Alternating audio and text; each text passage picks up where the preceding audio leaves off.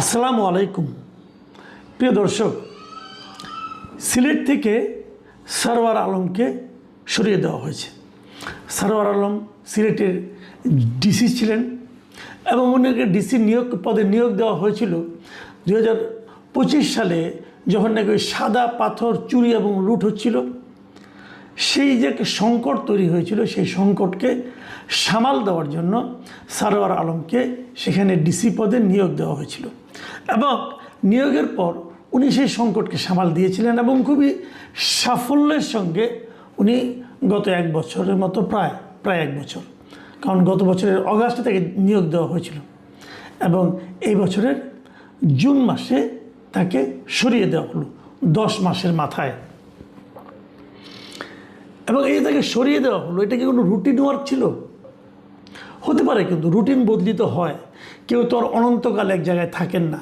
হয়তো উনিও সে কারণেই রুটিনভাবে সরে গেছেন, হতে পারে। কিন্তু এর মাঝে কিছু ঘটনা ঘটেছে, যে ঘটনাগুলি নিয়ে আমার মনে হয় আলোচনা করা দরকার। এই ঘটনার সঙ্গেই ওনাকে সরিয়ে দেওয়া, প্রত্যাহার করার ব্যাপারটা জড়িত এমন দাবি আমি করছি না, কিন্তু সবগুলো দেখলে, ভালো মন্দ এবং বিভিন্ন ঘটনা প্রবাহ দেখলে অনেক কিছুই আপনাদের কাছেও কিন্তু স্পষ্ট হয়ে যাবে। একটা কথা বলি, ঘটনাগুলি কেমন, যেমন ধরা যাক কদিন আগে, এক সপ্তাহ আগে, জুন মাসের 12 তারিখে, আজকে 21 তারিখ, 12 তারিখের ঘটনা। 12 তারিখে জনাব সরওয়ার আলম ডিসি হিসাবে হযরত শাহজালালের মাজার পরিদর্শনে যান এবং সেখানে যে ওখানকার আয় ব্যয়ের ব্যবস্থাপনায় একটা স্বচ্ছতা এবং জবাবদিহিতা নিশ্চিত করার কথা বলেন। এখন এইটুকু যখন বলি, যারা আপনারা কখনো হযরত শাহজালালের মাজারে গিয়েছেন তারা জানবেন, ওখানে বড় বড় কয়েকটা ডেগ আছে, তামার তৈরি অথবা পিতলের তৈরি কিছু একটা হবে, ধাতব ডেগ, তার উপরে নেটের মতো লাগানো থাকে। সেই নেটের ফাঁক দিয়ে আপনি আপনার মানত করা অর্থ, কেউ স্বর্ণ, কেউ নানা রকম গুরুত্বপূর্ণ মূল্যবান জিনিস ওখানে রাখেন তারা। এবং একটা প্রশ্ন কিন্তু জাগার কথা, এগুলো কোথায় যায়? কেউ কি জানেন কোথায় যায়, কি হয়? মাজারে যে টাকাগুলো আপনারা দেন, মসজিদে যে টাকাগুলো দেন, টাকাগুলো কোথায় যায়? যারা ঢাকা শহরে থাকেন তাদের আমি একটা মাজার দেখাই। গুলিস্তানের সিনেমা হলের মোড়ে ওখানে একটা মাজার আছে, রাস্তার ঠিক মাঝখানে একটা মাজার আছে, গোলাপ শাহ মাজার, ওটা অনেকে চিনেন মাজারটা। দেখবেন সেই মাজারেরও ভেতর চারদিকে নেটের মতো করে দেওয়া আছে, মানুষ ভেতরে টাকা পয়সা ফালায় এবং ওখানে তাকালে দেখবেন অনেক টাকা ওপেন পড়ে আছে, কিন্তু ওই জালের মধ্যে, নেটের মধ্যে টাকা ফেলায়। সেই টাকাগুলি যায় কোথায়? কেউ কি প্রশ্ন করেছেন? কেউ কি জানেন এই যে আপনার টাকাটা ফেললেন, টাকাটা গেল কোথায়? কে নেয় টাকাটা? এই প্রশ্নটা থাকলেও আপনারা খবর নেবেন।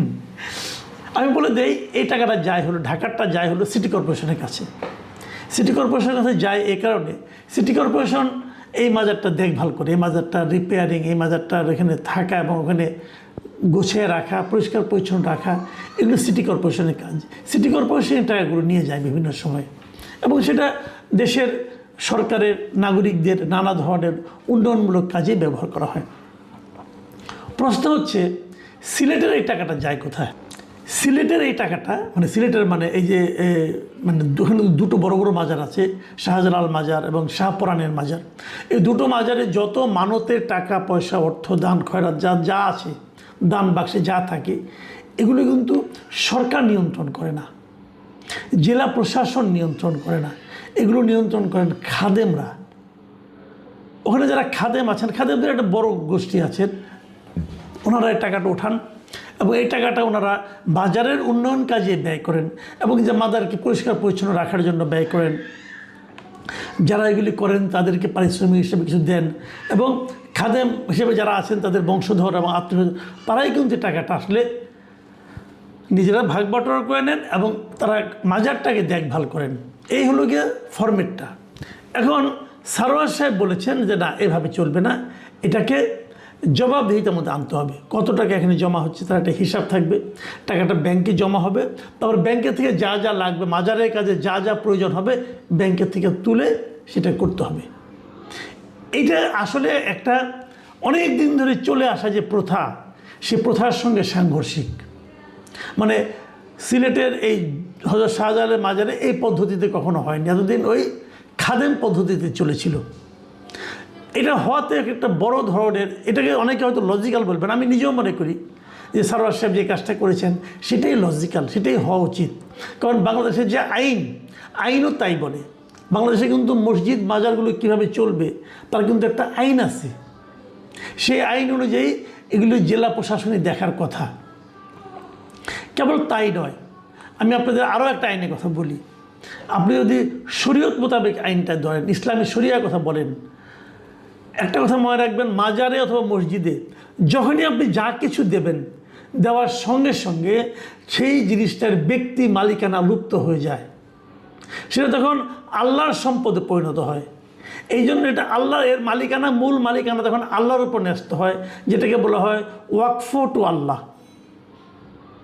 এটা হলো শরিয়ার আইন, কিন্তু আমি জেনে বলছি। আজকাল তো জানা খুব সহজ, আপনারাও জানতে পারেন, অনেক আলেম আছেন, তাদের সঙ্গে জিজ্ঞাসা করলেও হয়। আপনি যখনই মসজিদে একটা টাকা দিয়ে দিবেন, সেই টাকাটার উপর ব্যক্তির মালিকানা একদম জিরো হয়ে যায়। যেই আপনি দিয়েছেন আপনি বলতে পারবেন এটা আমার টাকা, ওটা তখন আল্লাহর অর্থ হয়ে যাচ্ছে, আল্লাহর সম্পদে পরিণত হচ্ছে। মসজিদে একটা কমিটি থাকে, বাংলাদেশের আইন অনুযায়ী প্রত্যেকটা মসজিদে 15 জনের একটা কমিটি হয়। সেই কমিটি ওই টাকাটা মানে ব্যবস্থাপনা করতে পারে, মসজিদের উন্নয়ন কাজে সেটা ব্যবহার করতে হবে, অন্য কোনো কাজে আপনি ব্যবহার করতে পারবেন না। এটা একদম আইন, এবং এটা শরিয়া আইনও এটাকে সাপোর্ট করে।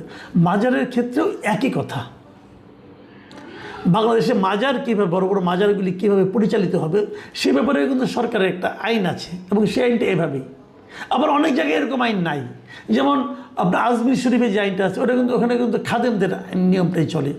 যাও, খাদেম তারা বলে তারা হলো মঈনুদ্দিন চিশতির বংশধর।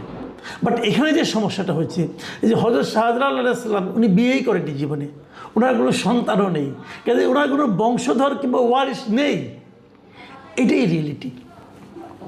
যে কারণে এখানে সরকারের আইনটাই চলার কথা। কিন্তু সমস্যা হলো এই যে কাজটা করেছেন সরওয়ার আলম সাহেব, এটা করার পর এটা নিয়ে কিন্তু অনেক বিতর্ক হয়েছে, এবং যারা নাকি এই মাজারের খাদিম তারা প্রতিবাদ করেছেন, এবং খাদিমরা পাওয়ারফুল। সিলেটে শাহজালালের মাজারের খাদিমরা খুবই পাওয়ারফুল। যেমন এই মাজারে যত রকম পলিটিক্যাল পার্টি আছে সিলেটে, এমনকি ঢাকারও, আপনারা দেখবেন বাংলাদেশে একটা প্রচলিত ধারা আছে যে যখন কোনো রাজনৈতিক দল যখন নির্বাচনে অংশ নিতে যায়, জাতীয় নির্বাচন, দলীয় প্রধানরা কিন্তু সিলেটের মাজার জিয়ারত করে ওখান থেকে তারা প্রচারণা শুরু করেন। এরকম একটা ধারা কিন্তু আছে। এটা একমাত্র জামাত ইসলাম করে না, কারণ জামাত ইসলাম এই মাজার পদ্ধতির কথা উপরে তাদের কোনো আস্থা নাই। এটা সুফিবাদের একটা ব্যাপার, যাই হোক, এটা অন্য বিতর্ক, ওই বিতর্কে আমি যাচ্ছি না। কিন্তু সমস্যা হচ্ছে, দেখেন এই সরওয়ার আলম সাহেব এই ঘটনার পর ওখানকার মাজারের একজন খাদেম, এবং যিনি সিলেট মহানগর বিএনপির 1 নম্বর ওয়ার্ডের সভাপতি মুফতি রায়হান উদ্দিন, তিনি কি বলেছেন শুনেন। তিনি বলেছেন, আমরা হিসাব কাকে দেব, কেন দেব, মানে ওনার হিসাব দেওয়ারই পক্ষে না। হযরত শাহজালাল রাদিয়াল্লাহু আনহুর এই সম্পত্তি আমাদের দিয়ে গেছেন, এটি আমাদের প্রত্যেক সম্পত্তি, কোনো দল বা সরকারের নয়। পরিষ্কার উনি দাবি করছেন এটা ওনাদের সম্পত্তি।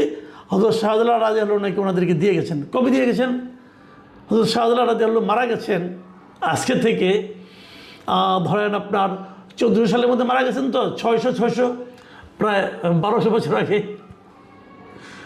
1200 বছর আগে, তো ধরেন 1000 বছর আগে উনি মারা গেছেন। এত বছর আগে মারা যাওয়ার সম্পত্তি উনি কাকে দিয়ে গেছেন, কোনো দানপত্র কিভাবে দিয়ে গেলেন, মৌখিকভাবে দিয়ে গেলেন কি দিয়ে গেলেন না, এটা তো একটা বিশাল ব্যাপার। এই প্রশ্নের উত্তর কে দেবে? এবং ওই খাদিম সাহেব দাবি করছেন এটা ওনাদের প্রত্যেক সম্পত্তি। আমি জানি না এটা কীভাবে সম্ভব। এবং উনি বলছেন এই যে দান বাক্সে তালা দেওয়া হয়েছে, এটা নাকি অলিয়াদের প্রতি অসম্মানজনক ঘটনা হয়েছে। এবং উনি এটাও বলেছেন, ওনার বক্তব্য হুবহু পড়ছি আমি, যে অলিয়ারা কখনো মারা যান না, কেউ বিশ্বাস করুক বা না করুক, আমরা এটাই বিশ্বাস করি।